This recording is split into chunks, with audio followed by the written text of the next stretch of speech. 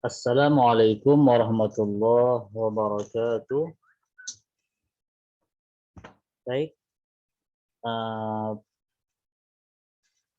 untuk para santri kelas 9 pada pertemuan kali ini Bapak akan menjelaskan bab kedua dari pelajaran Quran Hadis, yaitu ayat-ayat Al-Quran yang berhubungan tentang kejujuran dalam bermuamalah.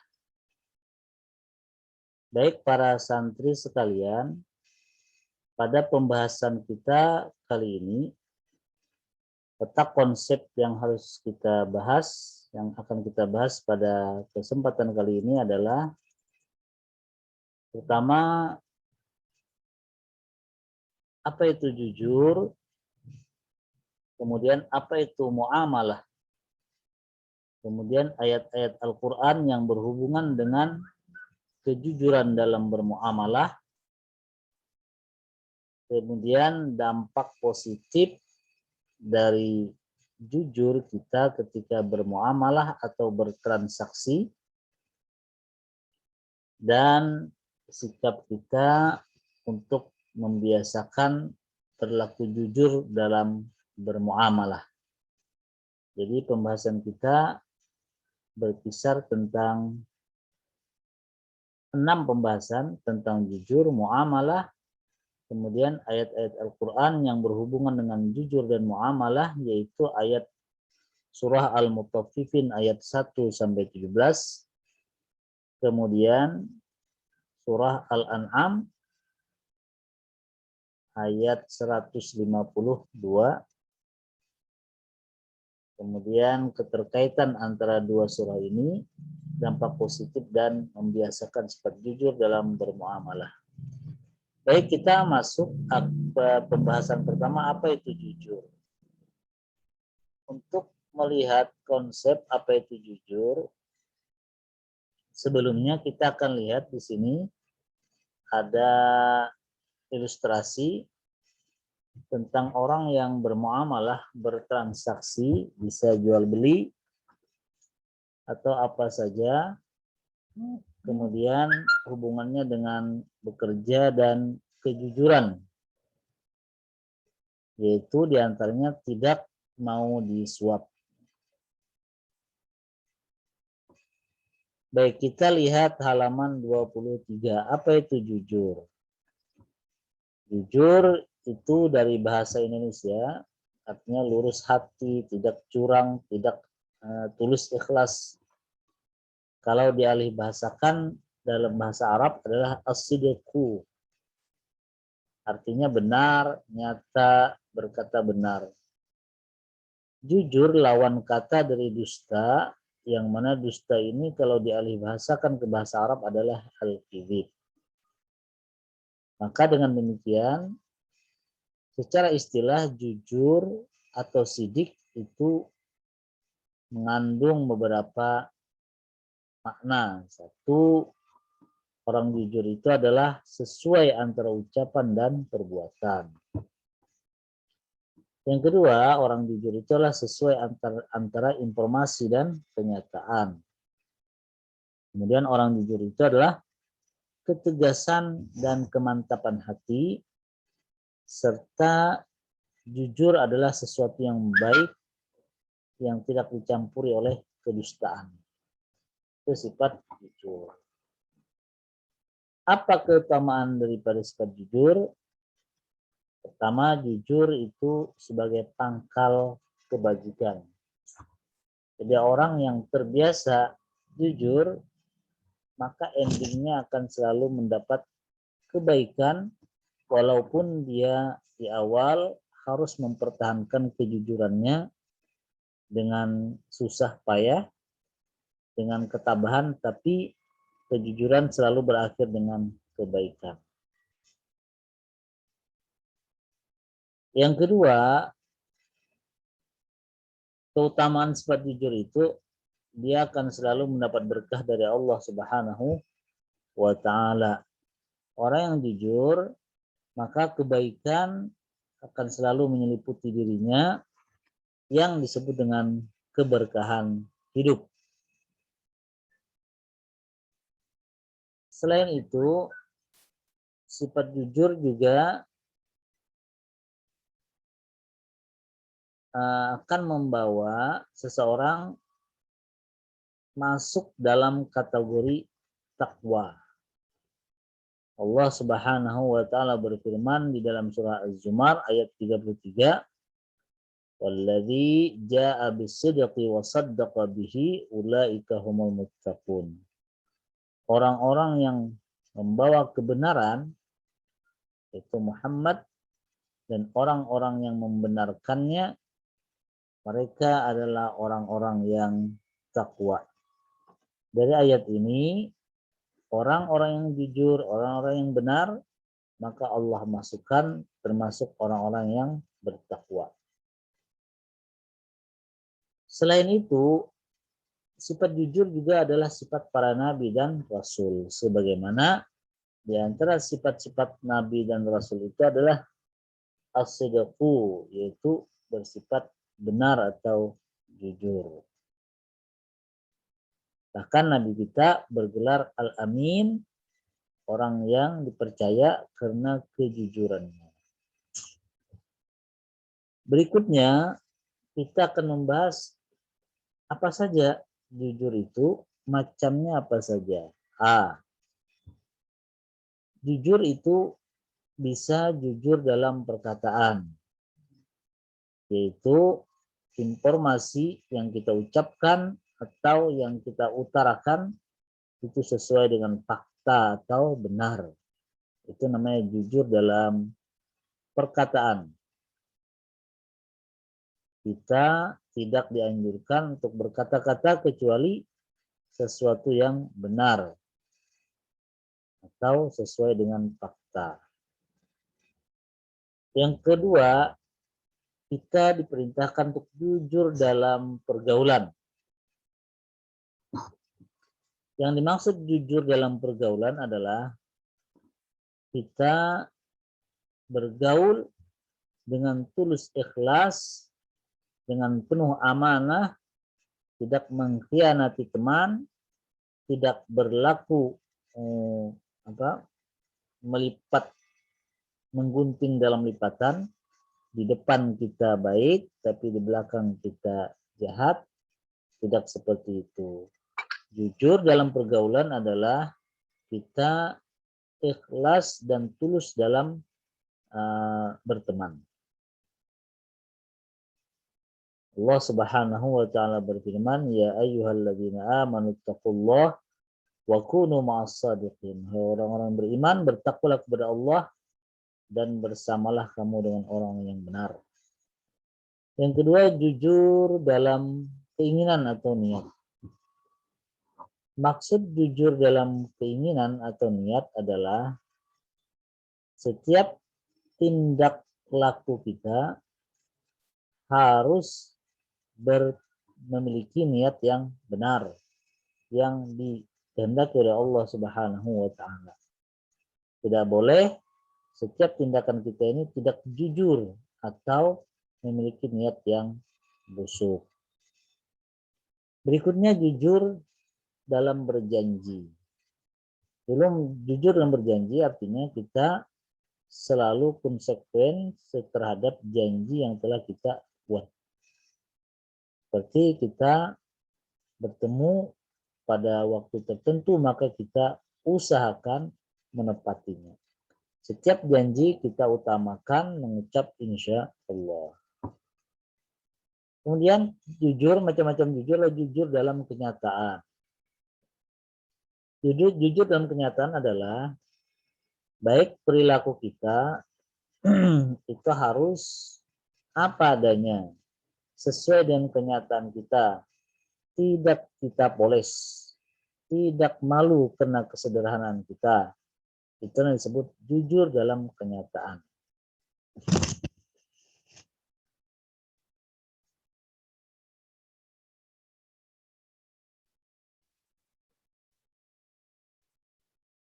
Nah, lawan jujur adalah kizib, dusta. Orang-orang yang berdusta, lawan daripada jujur, maka dia tidak akan selamat di dunia maupun di akhirat. Kemudian orang yang bersifat dusta, dia akan melunturkan iman yang dimilikinya. Dan orang yang berdusta merupakan salah satu sifat kemunafikan. Itu jujur. Baik, sekarang kita akan masuk apa itu muamalah. Muamalah itu menurut bahasa adalah bergaul, bertransaksi, itu namanya muamalah. Sehingga pengertian secara luas adalah segala peraturan yang mengatur hubungan antara sesama manusia, baik yang seagama maupun tidak seagama, antara manusia dengan kehidupannya, dan antara manusia dan alam sekitarnya. Itu namanya muamalah, transaksi, hubungan sesama manusia.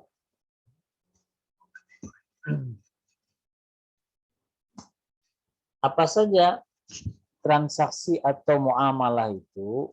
Pertama ada istilah muamalah al-muawadat. Artinya apa? Saling memberikan reward atau ganti.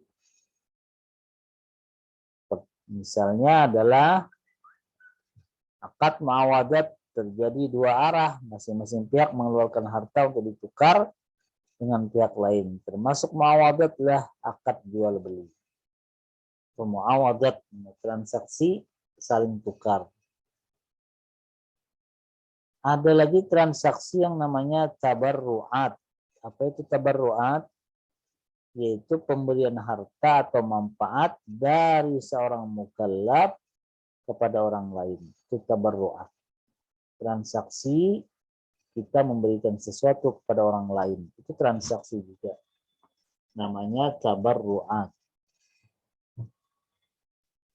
Ada lagi istilah transaksi atau muamalah itu adalah isqatat.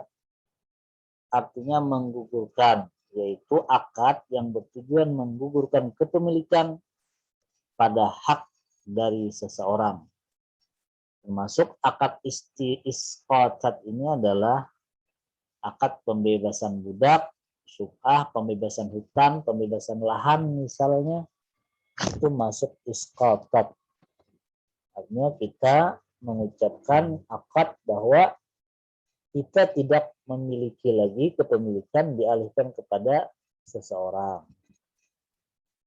Ada lagi transaksi muamalat itlaqat, yaitu pemberian kuasa kepada seseorang terhadap sesuatu yang tidak boleh dia kelola sebelum terjadinya akad. Itlaqat.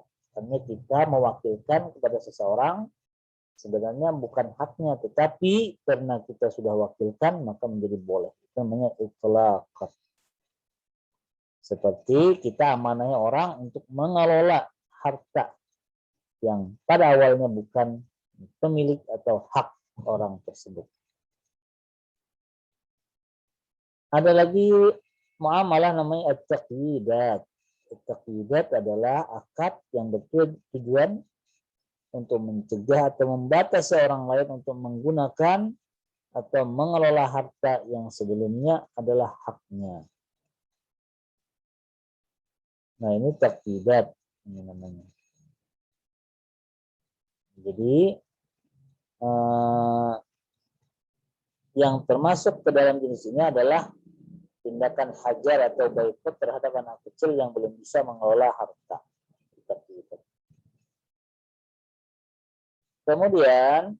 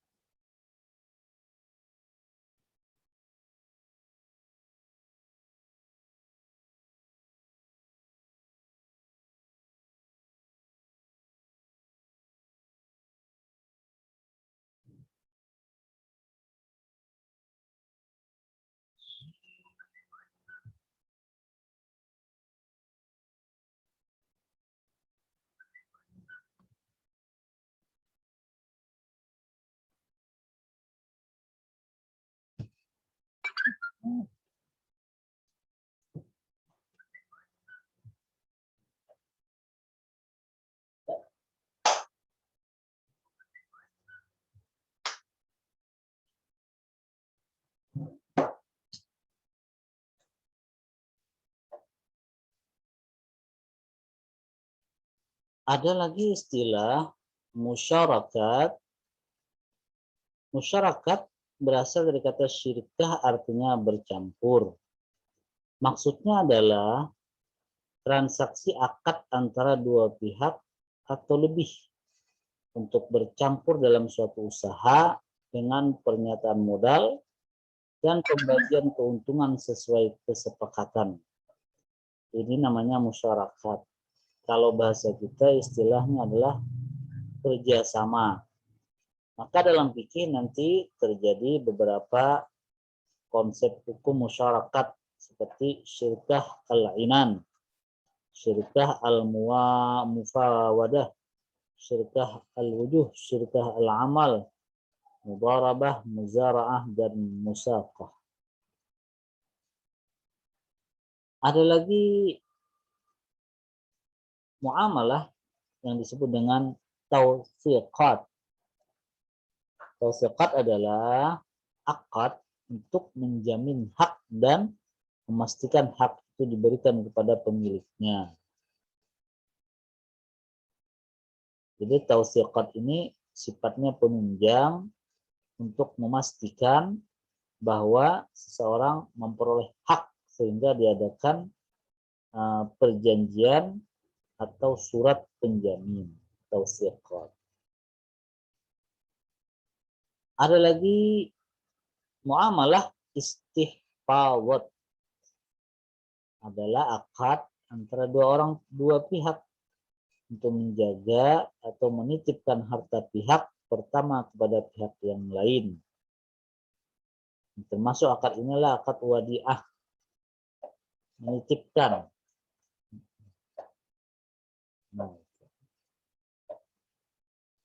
Adakah muamalah yang diharamkan? Ada. Muamalah yang diharamkan yaitu yang melanggar prinsip-prinsip syariah Islam, seperti bermuamalah dengan yang batil. Suatu pekerjaan yang diperintahkan agama yang dilakukan seorang dengan tidak memenuhi rukun dan syaratnya, itu batil, haram jadinya. Muamalah apalagi? Muamalah zalim, berbuat curang, memalsukan, menimbun harta dalam muamalah. Muamalah berperilaku tidak adil, bermuamalah dengan riba, itu adalah haram. Bermuamalah dengan gharar, yaitu tidak ada kejelasan dan kepastian.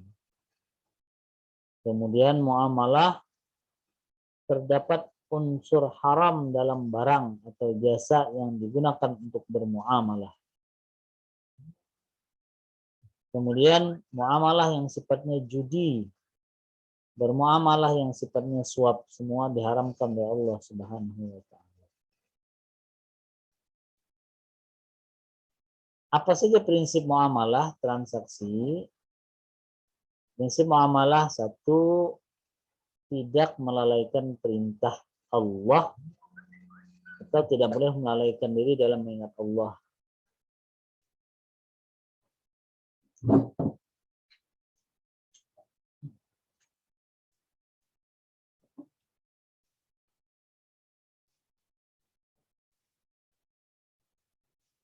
Yang kedua, tujuan muamalah itu hanya semata-mata untuk urusan ekonomi. Kemudian prinsip muamalah adalah